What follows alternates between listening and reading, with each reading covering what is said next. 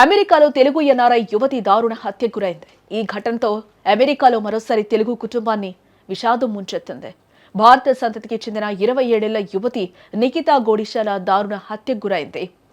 కొలంబియాలో నివసిస్తున్న నిఖిత గత వారం రోజులుగా కనిపించకుండా పోవడంతో కుటుంబ సభ్యులు, స్నేహితులు ఆందోళనకు గురయ్యారు. ఆమె ఆచూకీ కోసం సోషల్ మీడియాలో విస్తృతంగా ప్రచారం కూడా చేశారు. నిఖితా గోడిశాల తెలంగాణలోని సికింద్రాబాద్కు చెందిన యువతి.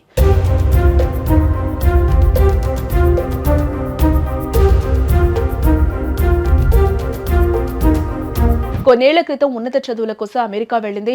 ప్రస్తుతం చదువు పూర్తి చేసి హోవర్డ్ కౌంటీలో డేటా అండ్ స్ట్రాటజీ అనలిస్ట్ గా కూడా ఉద్యోగం చేస్తూ ఉన్నారు. అమెరికాలో న్యూ ఇయర్ వేడుకల తర్వాత కనిపించకుండా పోయిన భారత సంతతికి చెందిన యువతి చివరికి శవమై బయటపడింది.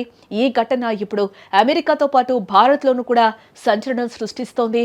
మేరీలాండ్ రాష్ట్రంలోని కొలంబియా నగరంలో నివసిస్తున్న 27 ఏళ్ల నిఖితా గోడిశాల డిసెంబర్ 31వ తేదీ రాత్రి నుంచి కూడా అదృశ్యమైంది.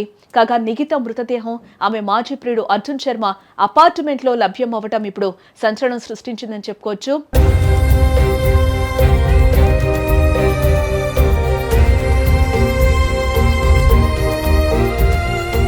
ఎలికౌట్ సిటీలోని అపార్ట్మెంట్లోనే డిసెంబర్ 31వ తేదీ రాత్రి చివరిసారిగా నిఖిత కనిపించినట్లు పోలీసులు నిర్ధారించారు.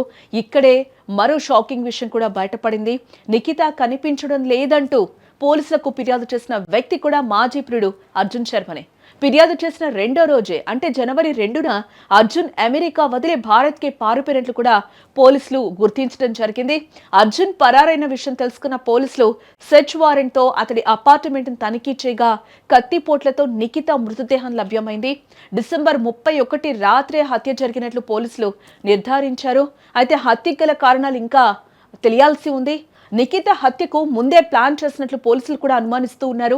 ఈ ఘటన వెలుగులోకి రావడంతో నిఖిత స్నేహితులు సోషల్ మీడియాలో ఆమె ఫోటోలు షేర్ చేస్తూ ఆచూకీ కోసం చేసిన ప్రయత్నాలు కూడా విషాదంగా ముగిశాయని చెప్పుకోవచ్చు.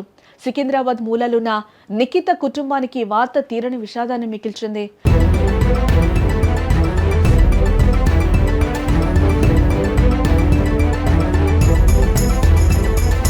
అమెరికాలో తెలుగు యువతుల భద్రతపై మరోసారి ప్రశ్నలు లేవనెత్తిన ఘటనగా ఇది నిలిచిందని చెప్పుకోవచ్చు. పోలీసులు అర్జున్ శర్మపై first degree, second degree murder కేసులు నమోదు చేశారు. అతన్ని పట్టుకునేందుకు అమెరికా పోలీసులు ఫెడరల్ అధికారుల సహాయాన్ని కోరారు.